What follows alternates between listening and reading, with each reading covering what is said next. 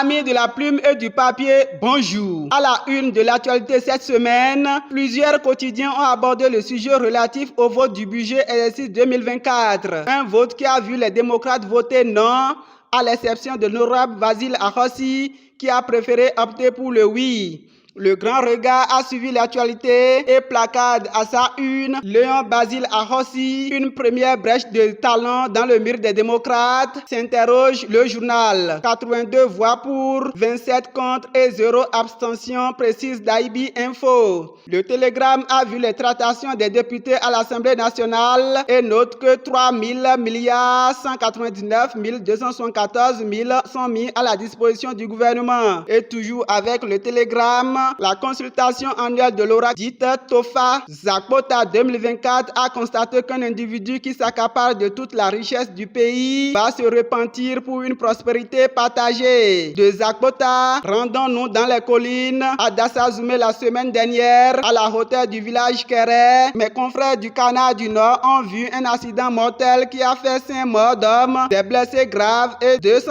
moutons tués. On reste toujours dans les collines et cette fois-ci à Saverne, avec la Nationale Info révélée. Masse d'adhésion de nouveaux militants au parti Les Démocrates, le pacte scellé pour les enjeux de 2026, écrit le journal. Toujours dans le vif de l'actualité politique, dans les colonnes de la boussole, Badamassi invite les responsables du parti Les Démocrates à mieux se préoccuper de la formation de leurs députés. Le quotidien Nassiara ne l'entend pas de ce temps et voit l'écurie politique du parti BR Badamassi en campagne continue pour le parti Les Démocrates. Pour finir avec l'actualité politique de cette semaine, Patrice Talon attendu jeudi prochain devant les élus parlementaires pour son discours sur l'état de la nation. Afin de mieux vivre la fête de Noël, l'économiste a vu la fondation BEWA aux côtés des enfants orphelins et handicapés à Segbeya, Zé, Tori et Sé. Une note pas trop gaie dans cette revue de presse. Attaque terroriste mardi 12 décembre dernier, des blessés graves et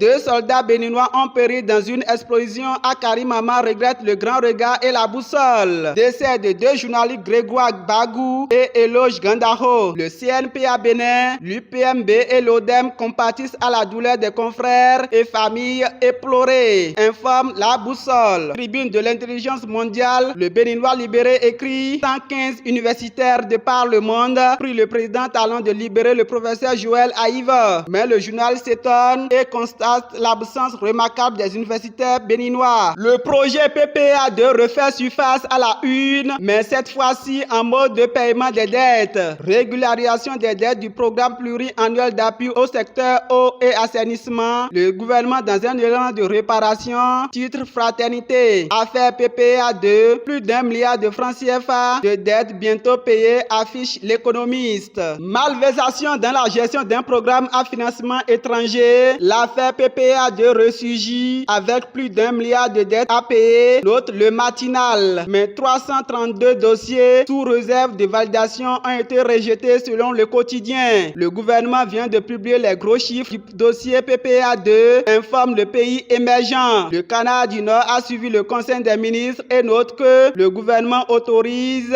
1 000 milliards 143 838 244 francs de dette dans le cadre du PPA2. Le challenge espère que toute la vérité soit révélée dans ce scandale. Parlant du compte rendu du Conseil des ministres de cette semaine, le quotidien du service public La Nation annonce la création prochaine de l'agence judiciaire de l'État pour une meilleure défense des intérêts du Bénin. Nous tendons vers une profonde réforme de l'agence judiciaire du Trésor, écrit l'autre quotidien. Le pays émergent n'a pas vu passer le Conseil des ministres et retient son souffle sur l'existence légale de 46 médias en ligne au Bénin. Ils ont signé des conventions avec la HAC, nous apprend le pays émergent qui représente celle du site 24 heures au Bénin. Un nouveau jour se lève pour la presse en ligne béninoise, se réjouit Banuto, un des sites concernés. La haute autorité de l'audiovisuel et de la communication HAC donne la reconnaissance officielle de l'État à 46 médias en ligne, précise le site. Parmi ces médias ayant reçu l'onction du président Rémi Prosper Moretti, il y a 26 télévisions en ligne. 16 presses écrites et 4 radios en ligne. Décentralisation à Glazoué, suite au décès du chef d'arrondissement central de la ville, Mathias Aeko, désigné CA central par intérim, informe la Nationale Info révélée. La Nouvelle Gazette a vu aussi la désignation du CA et placade. Le maire a vu juste en confiant l'intérimaire à un homme d'action. On revient sur le vote du budget 2024. Gildas Aïzanon y voit un vote scandaleux dans les lignes du journal La Primauté. Parlant religion cette fois-ci, Aïe 2023, le point fait une perte de 570 millions enregistrés. Pour finir, après la chasse à l'information, le chasseur info informe que dans la deuxième mandature du Conseil national de l'éducation au Bénin, les 8 professionnels de l'éducation présélectionnés connus. Pendant ce temps, les aspirants, les mains entre les jambes, espèrent une régularisation de leur situation. Le Béninois libéré a entendu les ministres clarifier la situation des AME aux députés. Un carnet noir, la SE de Banter s'en est allée. Deuil à la mairie de Banter, la secrétaire exécutive Marie-Roméo Merinton n'est plus pleure le canard du Nord. On se quitte pour le compte de ce premier numéro de la revue hebdomadaire avec la chronique de Hugues Hector Zongo qui nous demande d'éviter le stress de décembre entre les lignes de l'indépendant. Gildas Odjoumani, merci de m'avoir suivi. À dimanche prochain.